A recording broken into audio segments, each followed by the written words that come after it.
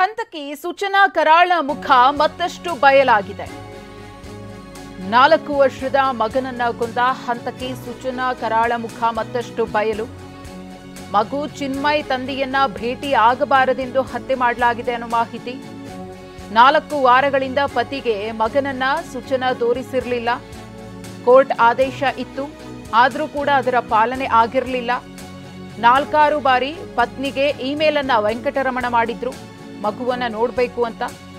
ಜನವರಿ 6ರಂದು email ಮಾಡಿದ್ದ ಪತಿ ವೆಂಕಟರಮಣ ಮಗನನ್ನ ಭೇಟಿ ಆಗೋದಕ್ಕೆ ಬರ್ತಿದ್ದೀನಿ ಅಂತ ಹೇಳಿ ಇಮೇಲ್ ಅನ್ನ ಸೂಚನಾ ಪತಿ ವೆಂಕಟರಮಣ ಮಾಡಿದ್ರು.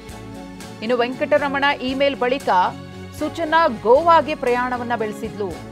ಜನವರಿ 7ರಂದು ಗೋವಾಗೆ ತೆರಳಿದ್ದ ಹಂತಕಿ ಸೂಚನಾ ಪತಿಗೆ ಮಗುವನ್ನ ತೋರಿಸಬೇಕಾಗುತ್ತೆ ಅನ್ನೋ ಕಾರಣಕ್ಕೆ ಮಗನನ್ನ ಹತ್ಯೆ ಮಾಡಿರುವಂತಹ ವಿಚಾರ ಇದೀಗ ಬಯಲಾಗಿದೆ. ಈ ಪ್ರಕರಣದ ತನಿಖೆಯನ್ನ ಈಗಾಗಲೇ ಪೊಲೀಸರು ಚುರುಕುಗೊಳಿಸಿದ್ದಾರೆ. ಯಾವ ಕಾರಣಕ್ಕೋಸ್ಕರ ಮಗುವಿನ ಹತ್ಯೆ ನಡೀತು ಅನ್ನೋದ್ರ ಬಗ್ಗೆ ಕಾರಣಗಳನ್ನ ಕೆದಕ್ತಾ ಇದ್ದಾರೆ.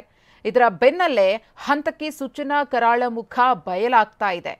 ತಂದೆ ಮಗುವನ್ನ ಭೇಟಿ ಆಗಬಾರ್ದು ಅನ್ನೋದೇ ಆಕೆಯ ಉದ್ದೇಶ ಆಗಿತ್ತು. ಮಗುವನ್ನ ನೋಡೋದಕ್ಕೆ ಬರ್ತೀನಿ ಅಂತ ವೆಂಕಟರಮಣ ಹೇಳಿದ ಬೆನ್ನಲ್ಲೇ ಈಕೆ ಗೋವಾಗೆ ಪ್ರಯಾಣವನ್ನ ಬೆಳೆಸಿದ್ಲು. ನಂತರವೇ ಇದೆಲ್ಲ ನಡೆದಿದೆ ಅನ್ನೋದು ಈಗ ಗೊತ್ತಾಗ್ತಾ ಇರುವಂತಹ ಮಾಹಿತಿ.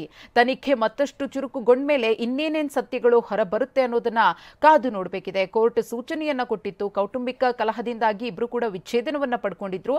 ಆದರೆ ಕೋರ್ಟ್ನ ಆದೇಶದ ಮೇರೆಗೆ ಮಗುವನ್ನ ಭೇಟಿ ಆಗೋದಕ್ಕೆ ವೆಂಕಟರಮಣ ಅವರಿಗೆ ಅವಕಾಶ ಇತ್ತು. ಅವರು ಮಗುವಿನ ಜೊತೆಗೆ ಮಾತನಾಡ್ತಾ ಇದ್ರು ಕೂಡ. ಆದ್ರೆ ಹಂತಕಿ ಸೂಚನಾಗೆ ಮಗು ತನ್ನ ತಂದೆಯ ಜೊತೆಗೆ ಮಾತನಾಡೋದು ಇಷ್ಟ ಇರಲಿಲ್ಲ.